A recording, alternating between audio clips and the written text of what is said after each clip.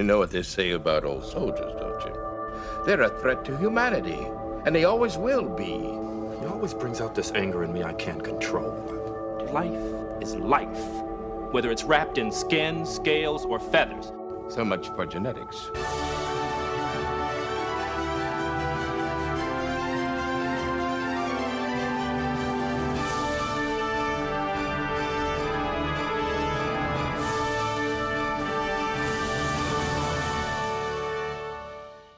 There is no night in deep space, and time is a meaningless concept when you stop to think about it. Hello and welcome to Who Are You, a Babylon 5 watchcast hosted by two friends who have gotten to know each other and will continue to get to know each other over the rewatching of one of their favorite shows from their childhood, Babylon 5. I'm Xhafer. And I'm Laura. And we have a bunch of viewer mail to read. So instead of doing our normal fun stuff, we're going to read a bunch of viewer mail before we get into this episode of Babylon 5. I'm here for it. I've been recently sick, and I just want to listen to Xhafer read me some mail. So we've got a bunch going back months. The last time we did one of these was months ago. So I know we talked about a bunch of viewer mail in the season recap episode. Some of this is from before that. So if you've been waiting patiently, now's the time. If it wasn't particularly season recap-y stuff, I saved it for this. So first we have an email from Kevin. Kevin says, first off, I'm really enjoying the pod. Great job, guys. B5 is my favorite TV series. Yes, more than any of the Treks. And I get to hear other people talk about it to me otherwise, so that's been nice. I've got to agree about the A plots and B plots not emotionally jiving with each other sometimes. That's something that happened several times in DS9 too. I think it's a 90s TV thing that modern TV has made us more sensitive to. That's a good call out. Okay. Yeah, I get that. All right. Also, I assume you guys are watching on HBO Max because you were watching Quality of Mercy, but it's in the wrong place. It was neither produced nor aired as the 15th episode. This isn't really a big deal for this episode stuff, but they do jumble up the second half of the first season on HBO Max. I don't really think that much of the rest of the series, but I vaguely remember people being upset about it. Now, we actually have another letter about this. Oh, really? So I'll address this in a moment, and I'll go read the other letter right after this. But then Kevin goes on to correctly call out the Midwinter Lurker's Guide, which is where I do get my Usenet notes. I think we talked about that in a previous episode in passing. So kudos to Kevin for correctly identifying the archaic GeoCities level website that I use for most of my research. Oh, man. Yeah, I can just picture it in my mind. I haven't been to this one. When I research, I'm just sort of Googling all over the place. But yeah, I can picture what this website looks like. All right. So we got another email from Mark. I'm going to go ahead and read some of that right now, too, because Mark has the same concern. I'm powering through your season 1 episodes to catch up. So if this has already been covered in a different episode and I haven't caught it up to it yet, please ignore it. The episode order you're doing is actually quite different from the DVDs. For example, Grail, which I just listened to, is episode 15, and Quality of Mercy, which you reviewed immediately before Grail, is on the disc as episode 21. So the Centauri tentacles were not shown back to back. It's better that way, isn't it? There are a variety of other order variations on the disc compared to what you're reviewing. The episode lists I find on the internet seem to match up with the DVD order. So my question is, what is determining the order of your views? Is this how they're listed on HBO Max, a service I don't have? Or are you skipping around based on an ordering plan I'm unfamiliar with? I don't mind however you do it, but it does throw comments like they showed the effects back to back into a little bit of doubt when the official order, as far as I can determine, is not back to back at all. Official being inherently subjective, I recognize. Thanks. Hope things are good with both of you, Mark. So, this led me on a little bit of Crusade, pun intended. Continue. Because I was just like, oh, well, the HBO Max order, it's probably just like the preferred order or something. You know, like the DVDs probably did the release order and then they just went back and changed it at some point, right? Okay, Wrong. sure. Oh. The HBO Max order is actually completely different than any other order for seasons 1 and 2. And for seasons 3, 4, and 5, the air order, the DVD order, and HBO Max are all exactly the same. Okay. So we're going to sync up at some point. Yeah, there's some differences in air order and DVD order, and season 2 matches those for the most part. But season 1 is very different.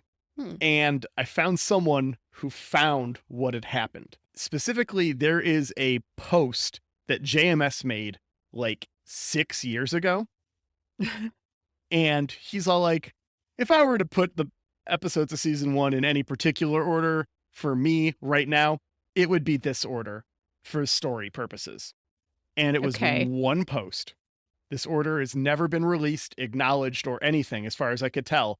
And it just happens to exactly match the HBO Max order. So do you think they asked him, like, what do you want it to be in? And he was like, yeah, this. Or somebody just found a post and was like, oh, here's what it's supposed to be. Well, if you will recall early on, I did not have HBO Max when we started this, and I was actually watching on Vudu. And the Right. Vudu order matches the HBO Max order. So that tells me that this is the official ordering of the remaster and not just HBO Max making decisions, Okay. which does lead me to believe that it might actually be something from JMS in some regard. If not officially, then someone trying to get it set up for that order for him. Yeah. So maybe this is the official order. Yeah. That's cool. I mean, you know, when you're thinking about the story, you're not thinking about do the tentacles show up 2 episodes in a row. You're thinking about what is the story mean to me, the creator. So yeah. Yeah. Right. At least there's a possible rhyme or reason for it. And it's not just something that HBO made up. Yeah, so that's the story, Mark, for when you eventually catch up to this episode. Mark also gave us a best boss I ever had. And interestingly enough, Mark did not hear our P1. Oh, he just came here organically. He heard us use the term loaf. Oh, yeah. And it was That's all one like, that are you guys friends of DeSoto? It's just all like, yes, we are. there's a few words from that podcast that I cannot expunge from my vocabulary. And I have a really hard time, especially when, you know, somebody makes reference to somebody being passed away and I choke down RSVP instead of RIP. It's real hard. I haven't done that one on accident and purpose. I've definitely done loaf a ton. All Yeah. sci-fi makeup in the 90s has been a loaf for me for forever now. Yeah, since like episode 2 or whenever they throw that one out Whenever there. it came out, yeah. Yep. All right. Patrick, who is our meme lord in a Discord, You need D- some choice memes. You got to join the Discord. right, has sent us an email several months ago, back in April, just to throw out that The Fugitive is another film that we could watch for our film breaks. I remember that. Yeah. Because Andreas is in it. I don't think I'd lined up one that had him in it yet. So Maybe season 3. I thought a Harrison Ford flick might be a better choice than Chud. I would agree. I would hope so. Number 1 fan Ben came at us with an email a little while ago. A question for you. With your ongoing fantasy casting of the B5 reboot, I wonder what actor from the original series you would bring in to play a role in the reboot and who they would play. It has been done to great effect before, with Richard Hatch playing Apollo in the original Battlestar Galactica and then coming back to play Tom Zarek in the reboot. I would have to vote Bill Mummy coming back to play Clark and make the role a more ongoing, ominous presence. I think that would be brilliant, for one thing. Yeah.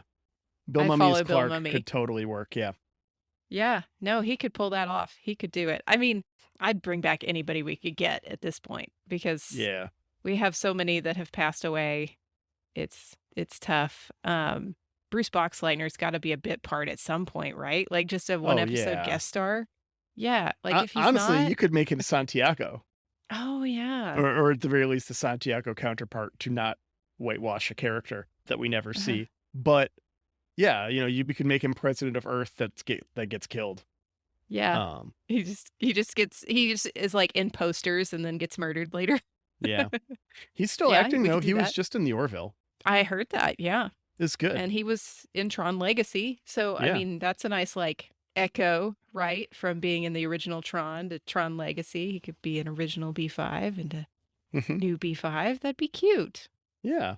He could be, honestly, if they just do Sheridan the entire time, he could be Ranger 1. Yeah. You could bring him back as whatever role Sinclair plays off-world.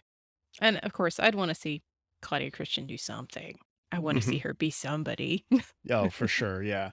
Yeah, she's still Maybe a very active general. acting. Yeah. Because we've had a lot of male generals in general. Maybe Claudia Christian needs to come back and GROPOS. She could be a general. She could come back and be a senator. Mm-hmm. That could be fun. Yeah. Always causing trouble and ruining the budget. Yeah. Calling up on the TV. We do have an email from Glorianne that does have a bit of spoilers Okay. about the end of the show. Oh. Like the very end of the show. So I'm going to go ahead and tell everyone to skip 30, maybe 60 here, and we'll go over this real quick. We just finished our watch of Babylon 5, and with the prospect of Delenn having Sheridan's baby, I started to wonder about the heads of Minbari babies. Oh, no. Do they grow their head bone after birth? Is it soft like a human baby head? Or do Minbari women just have hardy vaginas? Big fan. Oh, Glow. man. Oh, it's got to be after, right? It's got to grow after. It is. It grows like hair. Okay. All right. Oh, And it's it's sort of like actually hair and styled. nails and yeah. Yeah, it's like nails that's carved and styled. So it doesn't come out with like those intricate spikes and all that stuff that's in it. Yeah. That's something that you do. Well, that makes a lot of sense because the warrior cast always seems to be extra spiky, don't they? Like, Yeah. And if you become warrior cast because you had the extra spiky head, like that's very arbitrary. So it makes more sense that you style it that way once you join that cast. We have an email from Travis. Howdy, I heard your P1 message on Greatest Gen and just wanted to let you know I was obsessed with B5 when I was in high school. Mhm. I'm currently on season 1, episode 11 of your pod, and I'm really loving it so far. You just dropped the email credits into the end credits last episode, so I thought that I would email you and tell you that your advertising worked and that I'm loving your show Aw. so far. That's I'm the really looking greatest forward to how it develops. Be well, Travis. Thank you, Travis. thing. Thanks Didn't- for joining us on our journey. Knowing that your advertising works is like the best thing. We got another one from Matthew. Good day, Laura and Xhafer. I found the podcast from your Jumbotron ad on The Greatest Generation, or was it Woo! Discovery? And I've really enjoyed the pod so far. I happen to have also recently rewatched for the first time in about 15 years, so the timing was fortuitous. Much like you folks, prior to the rewatch, I remembered being fairly ambivalent about Sinclair and more on Team Sheridan, but my recent rewatch had me appreciating O'Hare a lot more as an actor and Sinclair as a character. Your production is great. As a podcaster myself, I really appreciate and notice all the little edits and drops peppered in. The 9 to 5 bit has me howling every time. Yay. Me too. And the Who Are You segments are tight and engaging. I pursued music for a while, but when I decided I wanted to own a home, I switched to IT Word. and have spent some time in a chemical take construction industry and have plenty of What's OSHA's stories. Anyway, Oh, just wanted to reach out and let you know the folks out on the interwebs that are enjoying the show. It's always good to hear from another friend of DeSoto. Curious if you guys are fans of the now completed post-atomic horror Star Trek podcast. Oh. It's the Star Trek podcast I listened to prior to the start of TGG. It seems like it might be your taste. I have not. Yeah, I haven't listened But to I this put it one on the either. Discord. And frankly, the idea of starting a 500 episode podcast has me like staring down the barrel. Like, this is the same reason I haven't watched One Piece. But if I find myself in a long commute or something again in my life, I get to work remotely right now, so I don't really do that. But podcasts are definitely my commute go-to, and I'm putting this one on the back burner for that. Oh, I'm definitely going to put it on for my days at work when I'm like jamming on a spreadsheet and I can like divide my brain in two and listen to something. I'm going to put it on the list. And then we've got one more email from Francis. Hi, Laura and Xhafer. I was filled with dread at your mention of the motion picture Grease as the focus of a special episode. But I hear yourself ask, Self, what could be the source of his trauma? It was the spring of 1980, Oh no. and for the better part of a month, I had been asking to go see The Empire Strikes Back. Yes, after 3 long years, the next chapter of the Star Wars saga was in theaters, and cherub-faced me was finally on his way to a theater to see the greatest Star Wars movie of all time. The only caveat to this expedition was my older sisters had accompanied me to the showing. Imagine my excitement, the thrill of seeing this space opera play out for the first time. When we pulled up to the cinema, one of my sisters squealed, "Oh my God, Grease is playing!" Yes, Grease had been released 2 years ago, but there it was on the marquee playing Oh, in Theater no. 6. My sister has made a study of Grease, playing the original cast recording until the grooves of the LP were worn smooth, singing all the parts and songs in harmony and with choreography. I knew I had to say something to avert disaster. But Mom, you said you had to bring me to The Empire Strikes Back. I was so panicked I went right for the mom card. Rookie mistake. Oh no, said my oldest sister. Mom said we had to take you to the movies. She never said which movie. Oh, no. Outlawyered by my elders, I was dragged into Grease instead of Empire Strikes Back. That's My revenge terrible. took years, but it is a dish best served cold. Love the pod. Keep it coming. Francis. Oh, well, I don't want to traumatize Francis, but I mean, where else do we get Jeff Conaway? Look, I'm gonna be real. I love Hate Grease. It's a movie that I go back and watch every couple of years. Mm-hmm. It's always been a fun, I don't know what it is about it. It's not like it's a good movie. It's not. I just love it. And I'm gonna watch it and probably gonna review it for the pod at some point. Mm-hmm. But we'll make sure we give you warning, Francis, and we're gonna do Tron first for sure. We'll do a special Francis warning for that one. Francis, turn off the pod this episode. Man, It's I get a lot of Grease. shit for being a musician who hasn't seen Grease, so we've got to do it. Have you not seen Grease? Okay, No, we uh-uh. have to. I haven't seen it at all. Okay. Yep. We'll watch the original then. I was going to say, if you've seen Grease a ton like me, it might be fun to do Grease Live, Uh-huh. which was the NBC when they were doing the live musicals Yes, in yes, the yes, late 2010s. They did one with Carly Rae Jepsen's in it, and she's queen. So Mm-hmm. hashtag give Carly Rae a sword. Anyways, All right. that's our email. That's our All right. inbox. Thank you everyone who wrote us. Yeah. Please continue to do so, and we will continue to do mailbag segments where we talk about your stuff and read your letters. It's a lot of fun. I know getting all that positive feedback is a huge source of Mhm. motivation to make sure that we continue doing this podcast, and it just feels great. So thank you so much for the kind words, everyone. We truly appreciate them. Unlike this episode, which we don't appreciate. Season 2, Episode 10, GROPOS. That was quite the segue. Very, very divisive, I think. Just getting it out there now. I'll get to it when we get to our rating of this episode, Okay. because we'll get to it at the You end. have a feeling. I can feel it. I've got some feelings about this episode. Okay. This is another non-JMS episode. This is another written by Larry DiTillo. Oh, really? Okay. It does have a different vibe. It has a different feel. Yes. And this also, I found exactly one note on this episode on the internet, and that's it was so fucking expensive to do this episode that they had to like cheapen out on 2 other episodes this season. I could see that because we have a ton of guest stars, and those people, want paid. And Well, also, there's a lot of extras, uh-huh. but there's not as many extras as you think. So in reading the season guide by Jane Killick that I found at that used bookstore, Uh-huh. there is a note from the director that's all like, some days I only had 40 to 60 extras. And we were literally cycling them through the background. Like they would walk through the set, run along the back of it, and then go back in line to walk through again. And it's just the same people rotating constantly in the Okay, background. well, I never caught that, so good job. And then there's a lot of CGI people.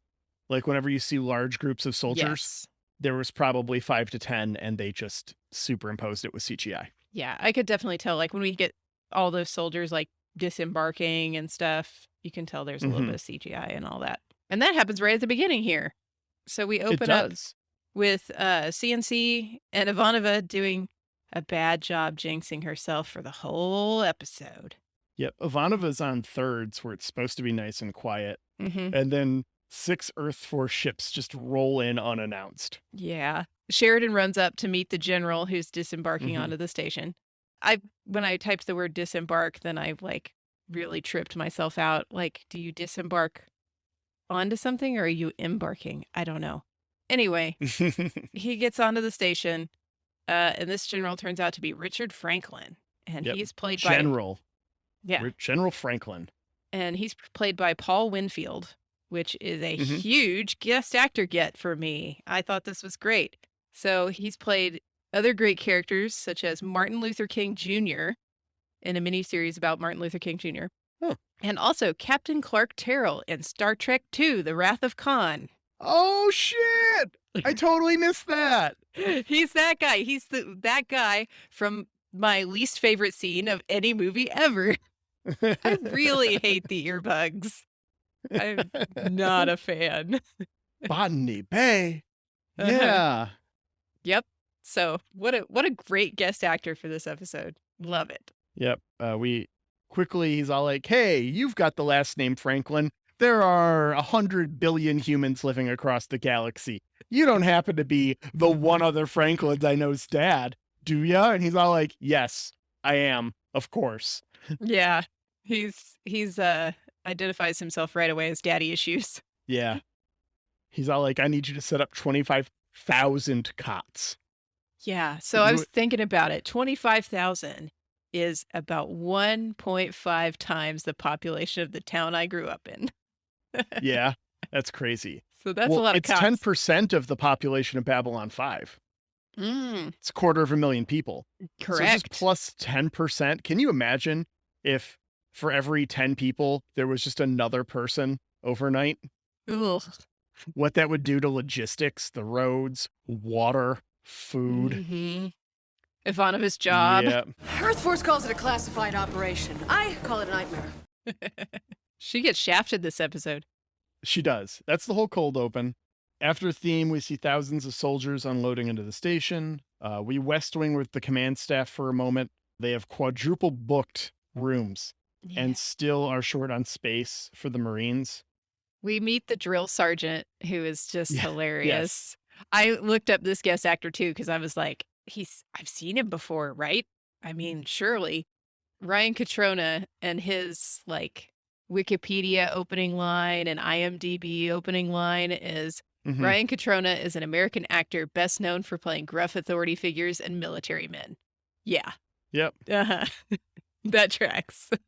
Typecast. Now you get the hell out of here and clean yourselves up. Mm-hmm. Indeed. So Garibaldi's complaining, and the general overhears it, notes that he knew his dad, and then summarily dismisses the entire nature versus nurture argument for it. It's like, oh, your dad was a great soldier. You're clearly a fuck up.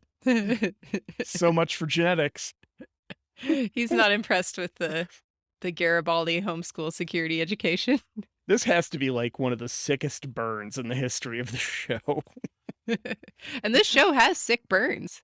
It does. If you want sick burns in your sci-fi, come to Babylon 5. Mm-hmm. The general reveals the mission to end an alien civil war, Operation Sudden Death. So we're still getting involved in foreign conflicts. Still making sure the friendly government to us wins. It's a proud human tradition, Xhafer. Still sticking our noses anywhere that we feel like it, just because we've got the military might to do so. Just we haven't given up on that yet. We haven't learned our lesson on that one yet. Have you seen these ships, Xhafer? You don't have these ships to not use them. The very latest from Earth Force R&D. Anyways, the Senate is going to announce in a few days what's going on. The Marines will deploy, and the war will be over immediately. Sure. Maybe, I want to know if this was just me. Am I just a disillusioned American millennial who's heard that before twice? Was your immediate reaction like, sure? Because mine was. Yeah, definitely. Maybe it's a generational thing. I don't know. I hope not. Anyways. Yeah. He's also brought some stuff with him, the general. He's got a new defense system for the station, which Sheridan is like, wait, we're here to do peace, and I'm kind of worried that arming ourselves will jeopardize that important mission. And the general just blows it aside and says, whatever. Yeah, this is an Earth station, and we've got to defend it. So, Yeah. I mean, there's an Arn Centauri war out there. Yeah. And he does acknowledge that if the plan does not work as intended, that they might need a place to fall back to defend themselves from the rebels. Yeah, so they're like bringing war to the place of peace, possibly. No big deal. Cool. Sheridan gets a great line about saber rattling in. Yeah. And then we cut to Kiefer, who finds 2 Marines in his quarters. Hey, buddy, how's it hanging? Mm-hmm. These 3 have better spin-off potential than Crusade did. Oh my gosh, don't they? And that's knowing what happens at the end of this episode. I did enjoy these guys. I know it's hammy. I loved every second. It is fun. It's supposed to be fun. It's supposed to be carefree. It's supposed to make you smile. It's the knife before it gets twisted. We had to be reminded that Warren Keffer is in the show because he's been in our faces in every theme, but he's only been in like 1 or 2 episodes until now. And he actually does that. He recounts later one of the episodes he was in. Like, I don't have a lot of story to go through, but here's one. We cut to General Franklin giving Dr. Franklin shit for not calling his mom more. I want to note, I actually paused my notes and my watch to call my mom at this moment. Oh, that's very good and sweet. What a good son you are. So you just felt appropriately shamed by a dad figure. You needed right, to call it's your like, mommy. oh shit, I should probably call mom. I actually checked it. It's all like I had called her like 4 days previous, so it wasn't even like it was that bad. Yeah, but that's not bad at all. I like that Franklin is trying to get his dad to try some alien fruit juice. And yeah, Dad likes earth juice. He doesn't want any alien juice. yeah, he's not interested in alien juice. He actually is admiring the decorations in Dr. Franklin's room, and he finds the xenophobia drum that he had hung up and just bangs the shit out of it. Indeed. No, in this scene we get a weird bit of dialogue that I wrote down because it was so weird. So he tries to make it, I think it's a joke about, you know what they say about old soldiers? And then it's not Yes. funny at all. And I guess it's a reference to a Douglas MacArthur speech about old soldiers don't die, they just fade away. But he says that he can still kick butt with the best of them. And I was like, but I don't get it. Yeah, I think we did were not just trying pretend to to understand. we were just trying to reference Douglas MacArthur, I think. You And got to get one in. yeah, it didn't work quite for me. Because when you make those are supposed to be funny. Is that how humor works? I mean, I wouldn't know. I'm hosting a sci-fi podcast. Oh. Over in Medbay, Ivanova stashes a dozen Gropos in a near empty infirmary, setting the doctor off on a rant about his dad, old Firestorm, hero of the Canal Wars, liberator of the African bloc, and the scourge of Jaro 7. Whoa. It's quite a resume. Right? That's some titles. The scourge of Jaro 7. The liberator of the African bloc, I think, is interesting. It I is, want to know yeah. what happened in that conflict. Mhm. Actually, and the hero of the Canal Wars makes me think that that is a Earth terrestrial conflict as well. Could it be like Mars canals? Like, there's a It lot of could be, canals on yeah. Mars. I was like, interesting. This scene made me write down in all capital letters in my notes, holy shit, does this whole show have daddy issues? Because that's what Franklin and Ivanova are bonding over, because she's got her own set of daddy issues that she recently dealt with. And then Sheridan seems to talk about his dad a lot. We don't know if he has daddy issues, but I was like, Yeah. whoa, I've been There's sick. a lot of daddy issues in this show. I've been sick, so I was tripping out over some weird stuff. There's enough daddy issues in this show where I think we both have a friend from college, respective in our past, who already has this show's phone number. Yeah, probably so. Yeah, no names mentioned. You get off easy this time. You know who you are. Right. Anyways, yeah, they're talking about their daddy issues, and Mana's all like, well, you might want to say something while you still can. Yeah. Not ominous at all. She's like, don't let it work out like it did for me. Mm-hmm. It very well could. Yeah, so Dr. Franklin is starting to sniff it out that maybe these troops aren't going to IO. He's one of the senior staff who wasn't told this mission Yeah. is not going to IO. He is very notably excluded. Yeah, rude.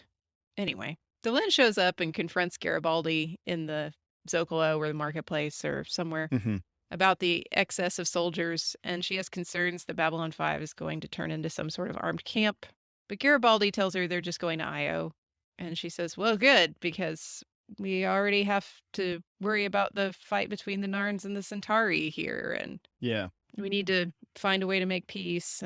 But they get interrupted by some wild marine sounds. Jarheads. Garibaldi has to go deal with some wild marines, and immediately Delenn is accosted by a loudmouth dude and his buddies. Yep. She steps away just in time for some assholes to come in. Mm-hmm. Another Marine, who we learn later is named Dodger, saves Delenn. And with then, spin kicks. with spin kicks. Delenn runs and grabs Garibaldi, who then gets Dodger out of trouble without implicating anyone. Dodger catches up with Garibaldi to thank him and shamelessly flirt with him. Yeah. She this made me laugh. objectifies the shit out of him. But viewer, I need you all to consider something right now. Mhm. Dodger is very clear when she says that Garibaldi has, and I'm quoting directly here, Uh-huh. a nice butt. Mm-hmm. Is it? I mean, I Those disagree. slacks are not at all flattering. No. And I'm afraid to Google Jerry Doyle butt. I don't want that in my algorithm.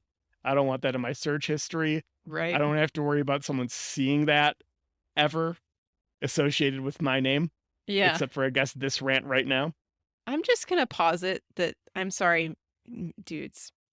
Most dude butts I don't find very nice. It's got to be a nice butt. Like, round, Mm-hmm. separation. You all don't have the same pelvic build that we do. For the most part. Anyways, I'm not going to comment on Jerry Doyle's butt fully one way or the other. I just want you, dear listener, to question it for yourself, which is a conservative media joke. Anyways. Oh, we can't go an episode without one of those. Gotta get one in. Okay, so we got that one in. Let's move on. We cut to Sheridan and the general going over battle plans, and it does not look good. So he says one of the reasons he chose Babylon 5 as a staging area, besides strategically it's the best staging area, is so that he can pick Sheridan's brain about the battle plans because he's got experience with this particular fortress or city thing. For some reason. Mm-hmm. How recent is that knowledge, do you think? Like, was this what he was doing right before he came to Babylon 5? Because then it's 6 months out of date. And that's a lot for military planning and defenses. That's a lot of time. Point. And so he's just like, oh, there's a minefield over here. Oh, you can't come this way. It's like, yeah, this is dumb. How do you casually know these things from who knows how long ago that the general who was planning the main assault on the city was not aware of? Shaka when the walls fell. Oof. It just blows my mind, the gross incompetence of what this implies. Yeah. No, we need, for some reason, Sheridan here. I feel like this first half of this season is a lot of, for some reason, Sheridan. And here's this for this episode. Like, he's got something we need for some reason. The doctor comes in, boils over quickly, and he leaves. The captain and the general discuss the nature of the soldier's life. Yeah, we get some pontification again from Sheridan about the job of being a soldier, and then he gives this after school speech about how father and son need to accept one another and get over them daddy issues. After this, we cut to soldiers sexually harassing a woman in front of security while they laugh about a missing sex worker. Fuck these guys. Yeah. I was like, really? when they were like, oh yeah, there's some dancer that's missing. It's like, could she be in trouble? Fuck these guys. Yeah. Yeah. The implication there is that it was of her free will, I suppose. But you don't know that. Dodger comes up and takes Garibaldi for a tour of a nice restaurant and his quarters, which we then cut to. Yeah. They fool around for a minute, but Garibaldi keeps distracting himself. Coffee, duty, Lisa, Talia, and how he just wants to not screw this up. Like, read the room. This is clearly a hookup. This is clearly not an attempt at a relationship, Garibaldi. It's so awkward. Right? But maybe the guy who elevator stalks women moves too quickly on shit and doesn't understand the difference. I have this habit of messing up. Yeah, and the guy who also misconstrued what I think was just basic human kindness as interest in a relationship. Oh boy. And this is definitely never happened to anybody. Yeah, so that whole thing is awkward and terrible. Sure is. The defense grid is almost done, though. Hey, and those dock workers are going to get some PTO. We get a shout out to the leader of the union. Yeah, I liked that. I was like, oh, I remember that episode. The dock workers had been running their tails off, working overtime with all these Marines coming on board. And Sheridan just says, no, they're going to get some time off with pay after these people are gone. And Yep. we don't have to worry about another situation. After this, cue the father-son fight. They do reconcile in a way that, at least to me, felt very real. They're kind of like, we've both sucked, but we still love each other vibe. Yeah. I've had this fight. I mean, obviously not this direct fight, but I've had this fight with my dad. You didn't accuse your dad of killing millions of aliens. Not millions of aliens, no. Oh my gosh. Yeah. I definitely like when Franklin has his moment, his climax where he says, I love you, Dad. So, do I pass? And then speechifies. I was like, yeah. And I died laughing inside because his response, the general's response, is to shake his son's hand after he says, I love you, Dad. And I was like, I know this, Dad. I know Dad's like this. Yeah. This is the dad who says, I love you 3 times in their son's life. Yes, exactly. Yeah. I'm aware of this dad trope. Anyways, we cut to the bar where Xhafer tries to justify his existence. Oh, yes. He's recounting episode 1 of the season. While they're yucking it up, the tall guy is identified as having been a GROPO for over 30 years. 30 fucking years! That seems like a lot of time to still be an infantryman. I don't know anything about the military. Retire large. Yeah, I was like, wow, that's a lot to still be ground pounding. So yeah, that just blows my mind. Like an infantry foot soldier for 30 fucking years. Anyways, Xhafer backs into bodybuilding Jeff Bezos' drink, and we get a bar fight. Classic. I love this Camera fight. work. Oh, there is a shot in here that is a POV of Dodger beating up a camera. Just chef's kiss. Beautiful. Brilliant. So the well guy done. hanging from the ceiling, like from the light fixture. Love it. Yeah. All the spin kicks. Just amazing. Yeah, there was a note in the book about this being heavily inspired by Old West saloon fights in movies, which 100% plays out. The orders come in, and all the soldiers pack up and leave. We get a last-minute makeout sesh before we cut to ISN. Best thing next to sex. The makeout sesh cracks me up. And then I like the way this is cut. And then it's just like, we're all standing around in our civvies.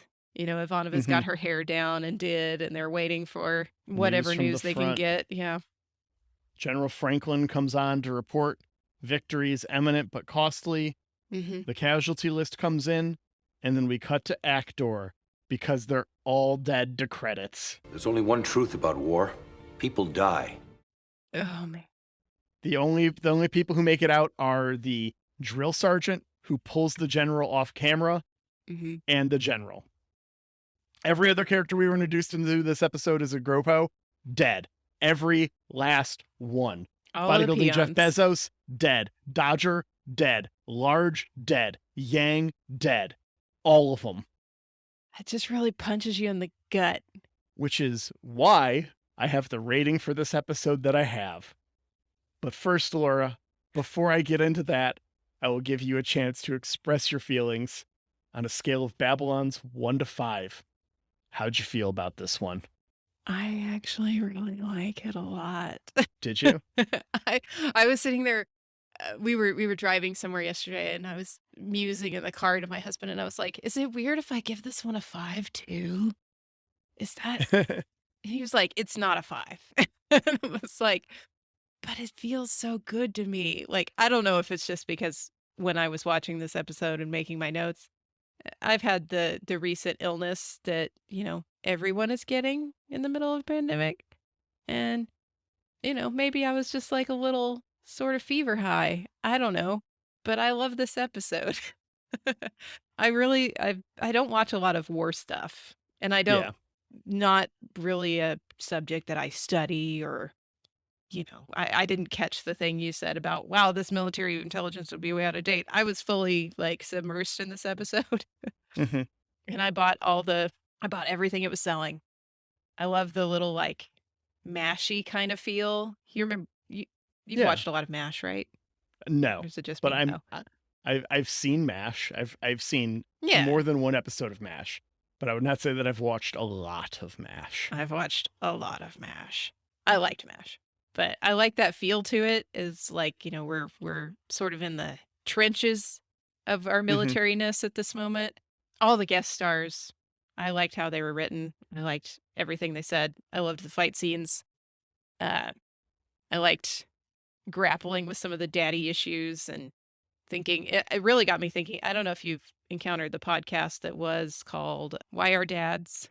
I think it's now called You Are Good. But they basically just talk about dads in media and movies and Hmm. dad characters and basically work out some of their own thoughts about dads. And so for this episode, it was like that mini universe for me. Okay. So I don't know. I'm giving it a 4 because Okay. Aaron's right. It's not a Coming of Shadows. Coming of Shadows was a 5. Yeah. So for me, this one is a 4. I enjoyed it a lot. I bought into the universe. I bought into everything that they were putting down. And it's just fun. It's fun in parts. It is fun for a moment. Fuck this episode though. Like straight up fuck this episode. Like, it did not need, nor did it deserve to have a happy ending. Right? Mhm. This episode solely exists to make you feel bad. Mhm. That is the purpose of this episode. This episode is to lure you into a false sense of security, maybe even make you think that the general is going to die. There's a lot of foreshadowing about that with relation to Ivanova's dad. And it's all Mhm. like, this is Franklin's last chance to reconcile with his dad. There's a lot of that built into it. And it's like, oh, maybe the general will die. Nope. Yeah, but general's it's not fine. generals that die. It's the peons that Exactly. die. Yeah. Exactly. And that's what this episode is here to do. It's here to show you that in war, the innocent people, not the innocent people, but the poor, Mhm. the foot soldiers are the ones who pay the price. Right. It does a very good job of that. I wish it had gone further. I wish we had found out why there was a civil war that we were getting involved in. Yeah, that whole thing is very rushed put together. Actually, when I remembered this episode, for some reason I Mhm. had it in my head, and that's not just for some reason. It's because when we see ISN, everything is very red. So in Yeah. my mind, they had been going to Mars and like fighting the Mars terrorists or the Mars Free Mars Yeah. or something. So I didn't remember it as even being an alien planet. I remembered it Yeah. being Mars. Nope, it's an alien planet. And I wish we would have gotten a little bit more about what the Civil War there was about. Because they're going and stopping a rebellion. And if we had gotten some stuff about their government being really shitty, Mm-hmm. and maybe this rebellion is justified, and that would be a nice way to kind of foreshadow other stuff that's coming up in the show, seasons down the road. Or if the rebellion itself that they were, like whatever's going on there, just like you could do it either way and make this story more compelling with a couple of lines of dialogue. So what I'm hearing is you don't have quibbles with the overall plot. It's execution. No. The episode has a clear mission, and it succeeds in that mission, and it is very good at telling the story it wants to tell and making you feel terrible. Mhm. But fuck this episode. I literally wrote down question mark out of 5. I couldn't come it's like, Oh, so wow. I hate this episode. Do I give it a 1? Well, no, it's doing what it wants to do, and it's very good at that. Okay, well then do you give it a 4? No, because fuck this episode. I have not rated this episode, and I think I'm just going to not rate this episode. Wow. I don't have concrete feelings on one way or the other. I could take it either way and give it a 1 or a 4. It is Schrodinger's episode rating. It's both a 1 and a 4 until you open it. It's both a 1 and a 4 until you open it and figure out which it is. And we will not be opening that envelope to know. I just remember this one so well. Like, there's been so many episodes in mostly season 1, some of season 2 that it's like, I don't remember this at all. But I remember GROPOS, and I remembered like positive feelings associated with all those, the ground pounders, the peons, the ones who die. And, I guess There are definitely things about the execution that could have been done differently. And I don't necessarily even need the stupid attempt at romance with Dodger. Like, she could just be a soldier, and not an object of Garibaldi's desires. Yeah. So in the book, there's a bit there because Jerry Doyle had been pressuring the writing room to give him a sex scene, right? Oh my It's God. like, Mm. right. Yeah. And so they finally give him one and he's all like, no, this doesn't feel right. He wouldn't do it. And they actually changed the script based off of that. Wow. I Yep. feel like this says a lot of things about things. Yep. Well, he was also dating Andrea at this point. At the Yeah, time. like Jerry Doyle and Andrea were dating. And so they were both like, oh, put our characters together. It'll be fun. And they were just like, no, no, just wait, but no. So I think this is partially in response to that too. Well, that explains some of the weird feelings about it. Yeah. It's just a weird scene. Cool. All right. Well, next week, season 2, episode 11, All Alone in the Night. Sheridan is captured and experimented on by aliens. Delenn is removed from the Grey Council. Sheridan receives unsettling information from his superiors. That's a lot of things in one episode. It is a lot of things in one episode, and we'll talk about all of them next week. Until then, though, we'd like to go ahead and thank Jeremy Siegel for our wonderful theme music. You can find his music at jeremysiegel42.bandcamp.com. And thank you to Angry Deck Time Machine for our lovely podcast art. And go ahead and shoot us an email at whoareyoub5@gmail.com. Join our Discord. It's a lot of fun there. And we'll see you next week, Internet. Yeah, like we said, we really like hearing from you. And it's nice to We know do. that $200 I spent on an ad was worth it. Woo! All right. Take care. See you next time.